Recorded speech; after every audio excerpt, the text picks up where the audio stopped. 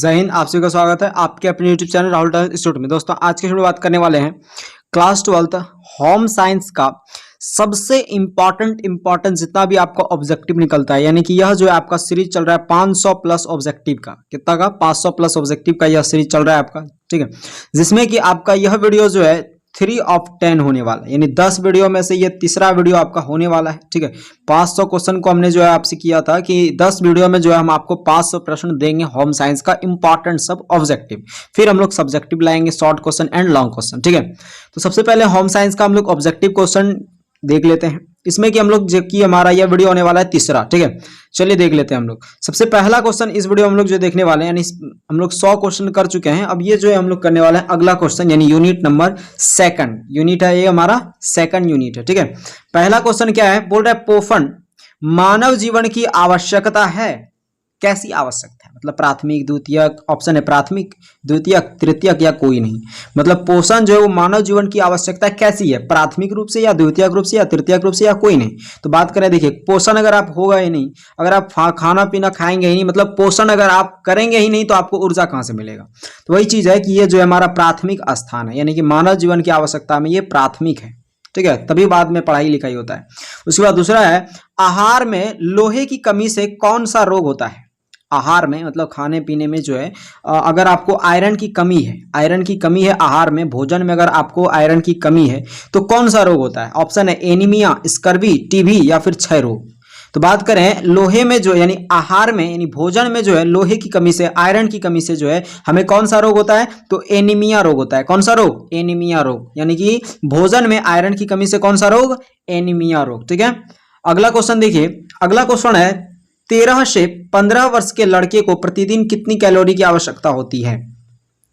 प्रतिदिन कितने कैलोरी की आवश्यकता होती है? लड़के को प्रतिदिन कितने कैलोरी की आवश्यकता होती है, ठीक है। तो यहां बात करें प्रतिदिन 13 से 15 वर्ष के लड़के को प्रतिदिन कितने कैलोरी प्रोटीन की आवश्यकता होती है ना? 2200, 3000, 1800 या फिर 2450। तो 2450 कैलोरी की आवश्यकता होती थी प्रतिदिन 13 से 15 वर्ष के लड़कों को, ठीक है। 13 से 15 वर्ष के लड़कों को प्रतिदिन कितने कैलोरी की आवश्यकता होती है? तो 2450।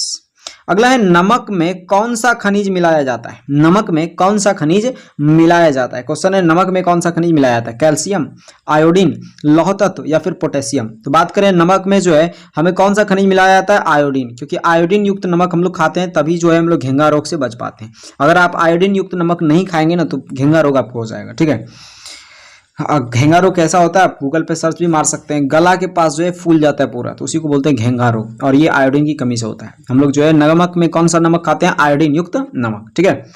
अगला है इनमें खाद्य संरक्षण की घरेलू विधि कौन नहीं है? खाद्य संरक्षण के लिए कौन सा ऐसा है जो कि घर में हम नहीं कर सकते? उसका उपाय धूप में सुखाना, ये तो कर सकते हैं भाई घर में। हिमीकरण यानी बर्फ में पिघालना, ये भी बर्फ में रखना, उसको भी हम लोग घर में कर सकते हैं। चीनी या फिर नमक का उपयोग करना।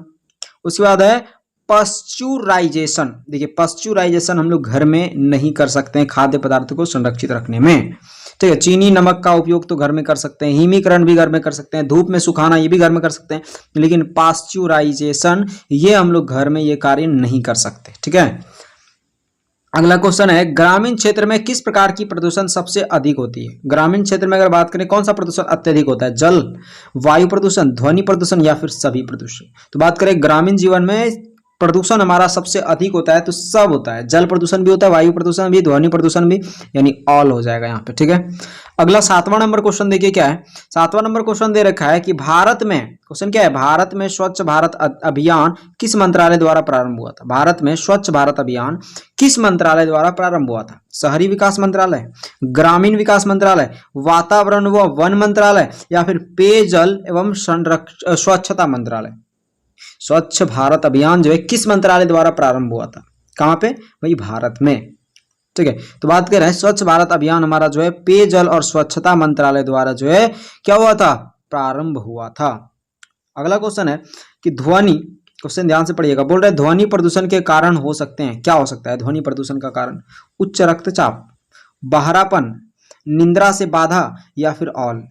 देखिए ध्वनि प्रदूषण अगर आप हो रहा है ना, अगर आपके यहाँ ध्वनि प्रदूषण हो रहा है, उससे उच्च रक्तचाप भी होता है। उच्च रक्तचाप का मतलब होता है कि आपका ब्लड प्रेशर भी हाई होता जाएगा। साथ साथ बहरापन की स्थिति भी आती है। बहरापन तो होगा ही, ज्यादा ध्वनि हो रहा है, ज्यादा जो है शोर हो रहा है, शोर शराबा हो रहा है। साथ साथ नींद भी नहीं आता, यानी निंद्रा में भी बाधा आता है, तो ऑल हो जाएगा हमारा। ठीक है, ये सब कारण हो सकता है ध्वनि प्रदूषण से। अगला क्वेश्चन देखिए, अगला क्वेश्चन है कि वायुमंडल में, क्वेश्चन ध्यान से पढ़िएगा, वायुमंडल में नाइट्रोजन का कितना प्रतिशत है? नाइट्रोजन जो है वायुमंडल में कितना प्रतिशत हिस्सा है? तो बात करें नाइट्रोजन का वायुमंडल में हिस्सा, ऑप्शन है 58%, 68%, 78% या फिर 80%। तो 78% हमारा जो है वायुमंडल में नाइट्रोजन का परसेंटेज है, हिस्सा है। ठीक है, चलिए अगला क्वेश्चन है, रक्त में जल की मात्रा कितनी परसेंट होती है? रक्त में जल की मात्रा कितनी परसेंट होती है? 90%, 80%, 70% या 85%? तो रक्त में जो है जल की मात्रा जो होती है वो 90% होती है। कितनी होती है? रक्त में जल की मात्रा कितनी होती है? 90% होती है। ठीक है, अगला है शरीर का निर्माण करने वाला तत्व।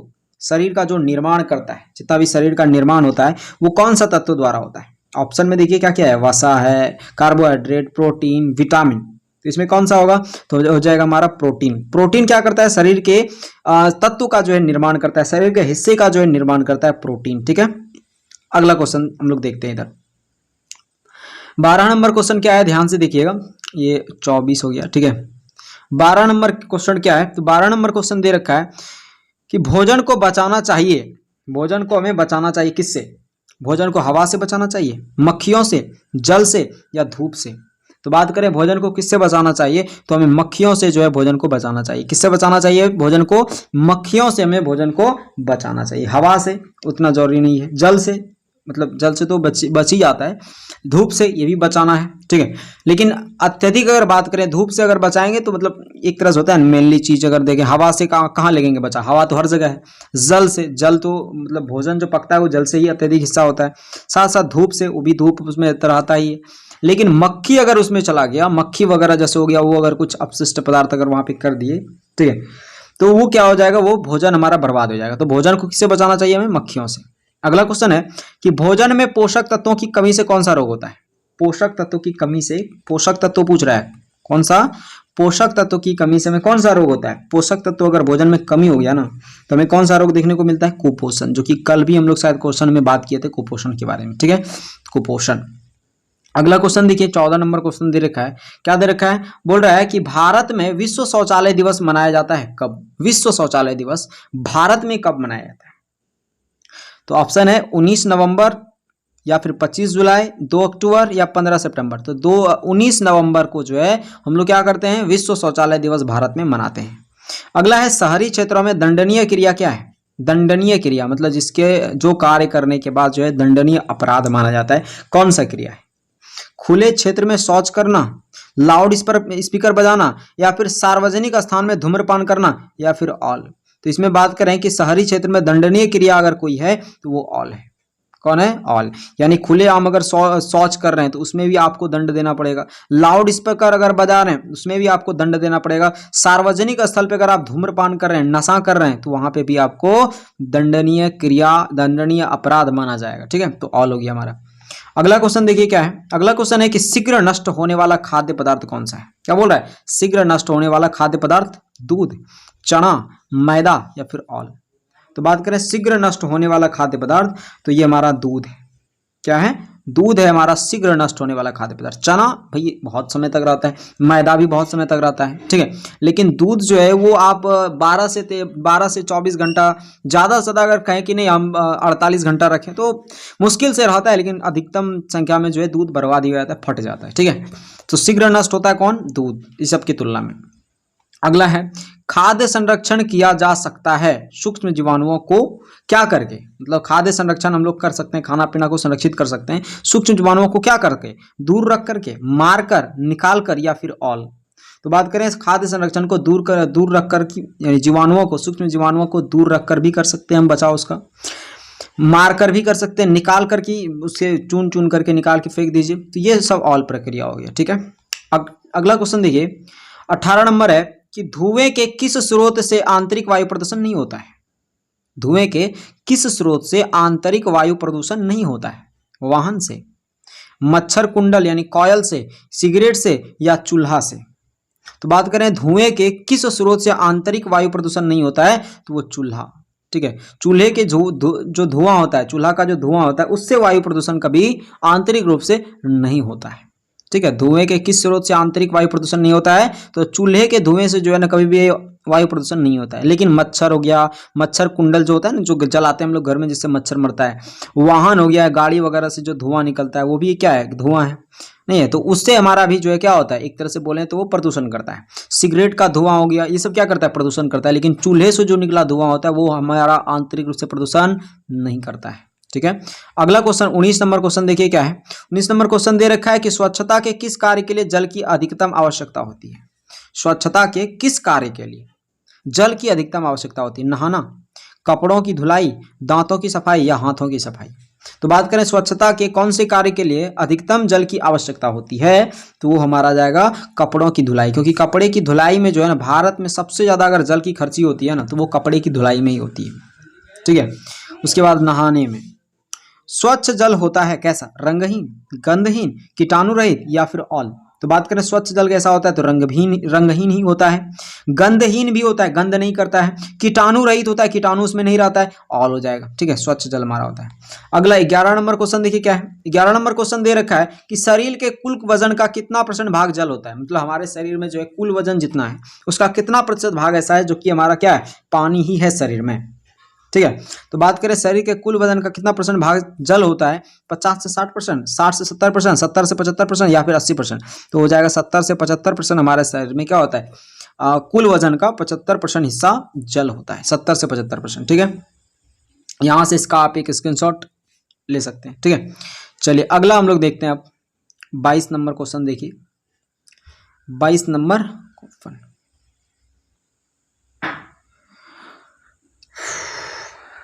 देखिए क्या है, क्वेश्चन बोल रहा है अत्यधिक वसा होने की अवस्था क्या कहलाती है। मतलब अगर आपके शरीर में अत्यधिक वसा हो गई है, वसा की मात्रा बढ़ गई है तो क्या हो जाएगा, दुबलापन हो जाएगा या फिर मोटापा हो जाएगा, मधुमेह रोग हो जाएगा या फिर ज्वर हो जाएगा, यानी बुखार हो जाएगा। तो बात करें कि अत्यधिक अगर आपको वसा हो जाएगा ना तो दुबलापन नहीं होता है बल्कि मोटापा आता है। ठीक है, क्योंकि वसा को हम लोग इंग्लिश में फैट कहते हैं, फैट मतलब मोटापा आता है। अगला है आयोडीन की कमी से होने वाला रोग कौन सा है। अभी आपको बताया थे आयोडीन की कमी से जो रोग होता है उसको बोलते हैं हम लोग घेंगा रोग, जो कि गले के पास हो जाता है। कौन ऊर्जा यानी कि शक्ति देने वाला पोषक तत्व नहीं है जो कि हमें शक्ति प्रदान नहीं करता है, वसा, खनिज लवण, कार्बोहाइड्रेट या फिर प्रोटीन। तो इसमें बात करें कि शक्ति देने वाला हमें कौन सा पोषक तत्व के अंतर्गत नहीं आता है, तो हो जाएगा खनिज लवण। ठीक है, खनिज लवण जो है हमारा क्या आता है, शक्ति देता नहीं है, ऊर्जा देने वाले खनिज लवण पोषक तत्वों में नहीं आते हैं। ठीक है, अगला क्वेश्चन देखिए हम लोग 25 नंबर क्वेश्चन क्या दे रखा है। 25 नंबर बोल रखा है कि भोजन को पौष्टिक तत्वों से समृद्ध बनाने की विधि क्या कहलाती है। पौष्टिक तत्वों से समृद्ध बनाने की विधि क्या कहलाती है, मिश्रण, खमीरीकरण या फिर अंकुरीकरण या फिर ऑल। तो भोजन को पौष्टिक तत्वों से समृद्ध बनाने की विधि जो है वो क्या कहलाती है, खमीरीकरण भी कह सकते हैं उसको, मिश्रण भी कह सकते हैं, क्योंकि पौष्टिक तत्व से समृद्ध बना रहे हैं तो खाली उसमें एक ही चीज़ थोड़ी रहेगा, बहुत सारा खनिज लवण मिला रहेगा। अंकुरीकरण यानी कि बहुत सारा मूंगफली वगैरह हो गया, वो सब फुला करके खा रहे हैं आप, चना हो गया उसे फुला करके खा रहे हैं, ठीक है, भिंगा करके खा रहे हैं, तो ये सब क्या हो गया, अंकुरीकरण करके भी खाते हैं। तो ये ऑल हो गया हमारा, पौष्टिक तत्वों से समृद्ध बनाने के लिए भोजन को हम लोग ऑल प्रक्रिया अपनाते हैं। अगला क्वेश्चन है किस काल में अत्यधिक प्रोटीन की आवश्यकता होती है। अत्यधिक प्रोटीन की आवश्यकता किस काल में होती है, बुढ़ापा में, किशोरावस्था में, गर्भावस्था में एवं धात्री अवस्था में या फिर बाल्यावस्था में।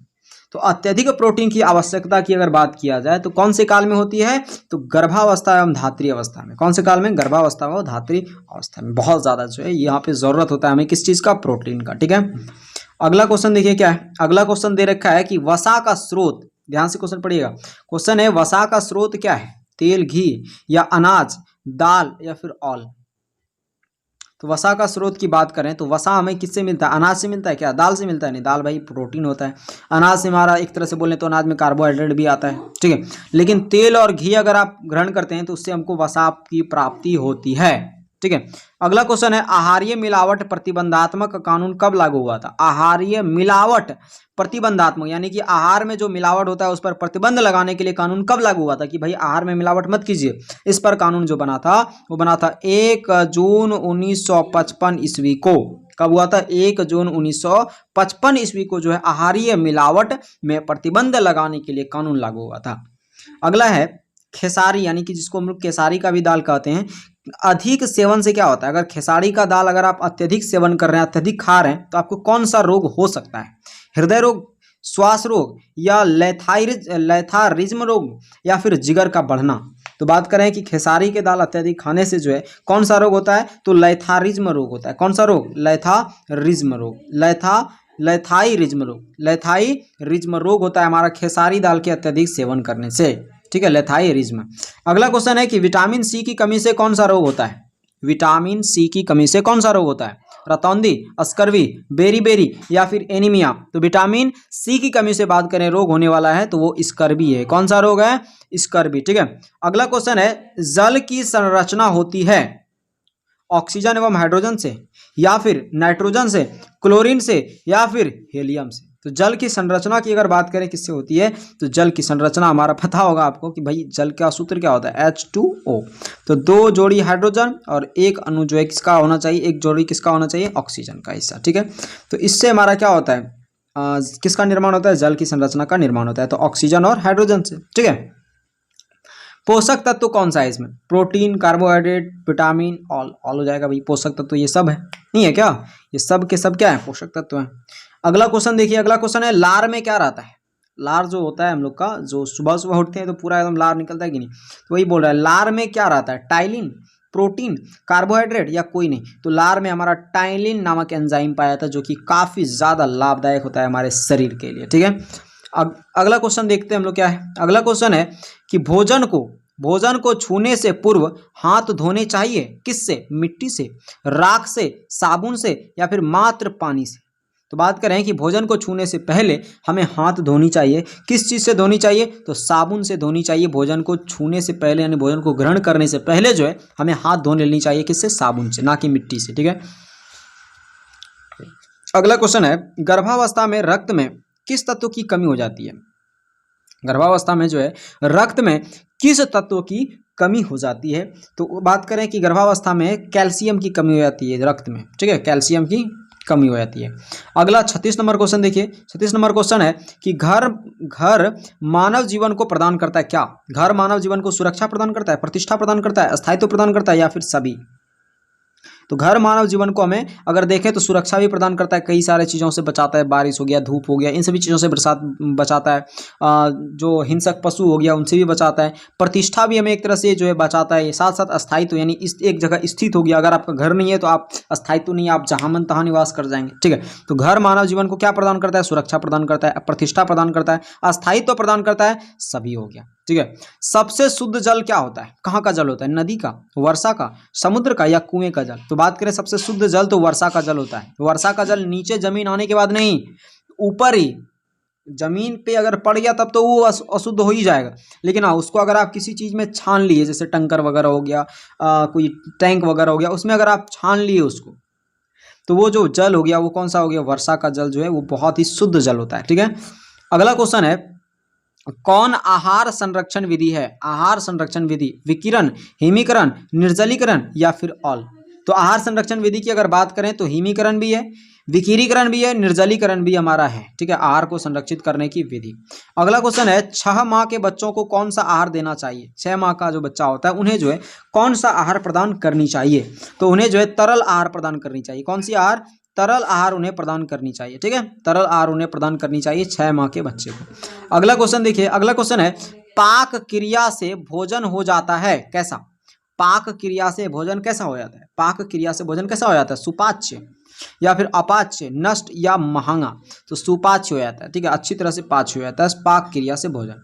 अगला है मानव शरीर में शक्ति प्रदान करता है कौन? शक्ति प्रदान करने वाला चीज कौन सा है जो कि मानव शरीर में क्या करता है? शक्ति प्रदान करता है। प्रोटीन, वसा, कार्बोहाइड्रेट, या विटामिन? तो कार्बोहाइड्रेट जो है मानव के शरीर में शक्ति प्रदान करता है। ठीक है, अगला है खाद्य पदार्थों के सड़ने का क्या कारण है? मौसमी उतार चढ़ाव, सूक्ष्म जीवाणु, अत्यधिक गर्मी, या फिर ऑल? सड़ने का बोला है। ठीक है, क्या बोला है? खाद्य पदार्थ के सड़ने का क्या कारण हो सकता है? तो मौसमी उतार चढ़ाव भी हो सकता है, सूक्ष्म जीवाणु भी हो सकता है, अत्यधिक गर्मी के कारण भी खराब हो जाता है, सड़ जाता है, ये ऑल हो जाएगा हमारा। ठीक है, अगला क्वेश्चन देखते हैं, 43 नंबर क्वेश्चन क्या है। क्वेश्चन दे रखा है कि आहार आयोजन का महत्व क्या होता है परिवार के लिए। आहार आयोजन का महत्व परिवार के लिए, समाज के लिए, स्वयं के लिए या फिर आराम के लिए। मतलब आहार को आयोजित करके रखना चाहिए, ये किसके लिए महत्व है, महत्व रखता है किसके लिए, किस चीज़ के लिए महत्व रखता है। तो बात करें आहार आयोजन का जो महत्व है वो परिवार के लिए महत्व रखता है। ठीक है, किसके लिए, परिवार के लिए। अगला है खाद्य पदार्थों में मिलावट का पता लगाने का तरीका क्या है। दृश्य परीक्षण या फिर मतलब देख करके उसका परीक्षण करें, या फिर भौतिक परीक्षण, या रासायनिक परीक्षण, या फिर ऑल। तो बात करें खाद्य पदार्थों में मिलावट को कैसे पता करनी है, तो इसके लिए हमें जो है देख करके भी पता कर सकते हैं। जैसे कि पैकेट पे लिखा रहता है 3D हेलोग्राम स्टिकर को देख करके ही लें, 3D हेलोग्राम स्टिकर को देखकर ही लें। तो देख करके यानी दृश्य परीक्षण से भी हम पता कर सकते हैं कि भाई इसमें कोई मिलावट है कि नहीं। साथ साथ भौतिक परीक्षण यानी उसका जो है ऊपरी जो हिस्सा है उसको हम लोग जो है पता करके उसके लिखावट को पढ़ करके जो है हम अच्छी तरह से पता कर सकते हैं। या फिर रासायनिक परीक्षण मतलब कि उसके कुछ ही चीज़ को जो है उसका रिएक्शन कराने के बाद पता चलता है नहीं भैया तो हमारा नकली है या असली है, तो उससे जो है पता चल सकता है। तो ऑल हो गया हमारा। ठीक है, अगला क्वेश्चन देखिए क्या है। अगला क्वेश्चन 45 नंबर दे रखा है। क्या दे रखा है, बोल रहा है कि भोजन विषुक्त, क्वेश्चन देखिए, भोजन विषाक्त होने के कारण क्या है। कम पका हुआ भोजन विषाक्त हो जाता है। संक्रमित रसोई में, संक्रमित रसोई मतलब किसी ना किसी चीज़ से वो संक्रमित हो चुका है वो रसोई, या फिर पके भोजन लंबी अवधि तक रखने के कारण, या ऑल। तो भोजन विषाक्त होने का जो कारण है उनमें से क्या है, ऑल हो जाएगा। भोजन विषाक्त, कम पका होने के कारण भी भोजन विषाक्त हो जाता है। ठीक है, संक्रमित रसोई में भी भोजन जो है विषाक्त हो जाता है। पके भोजन लंबी अवधि तक रहने के कारण जो है विषाक्त हो जाता है, यानी विषों से युक्त हो जाता है, विष के समान हो जाता है वो सब भोजन। ठीक है, कम पका हुआ भोजन भी विष के समान ही होता है। ऑल हो गया। ठीक है, अगला क्वेश्चन देखिए क्या है। अगला क्वेश्चन है खाद्य, क्वेश्चन क्या है, खाद्य और कृषि संगठन यानी FAO यानी कि क्या हो गया हमारा, खाद्य ऑफ कृषि संगठन की स्थापना कब की गई थी। खाद्य और कृषि संगठन की स्थापना कब की गई थी, 1945, 1955, 1995 या फिर 1965। तो बात करें खाद्य और कृषि संगठन की स्थापना की, तो खाद्य और कृषि संगठन की स्थापना जो हुई थी वो हमारा कब हुई थी भाई, 1945 ईस्वी को हुई थी खाद्य और कृषि संगठन यानी FAO की स्थापना। ठीक है, ये 46 क्वेश्चन हो गया हमारा। अब अगले वीडियो में जो हम लोग 47 से लेकर के 100 क्वेश्चन तक अगले वीडियो में देखेंगे। ठीक है, तो ये तीसरा वीडियो भी आपका समाप्त हुआ, तो यहाँ से आप इसका नोट्स भी बना सकते हैं खुद ब खुद। ठीक है, तो मिलते हैं हम लोग अगले वीडियो में, तब तक के लिए जय हिंद, जय भारत।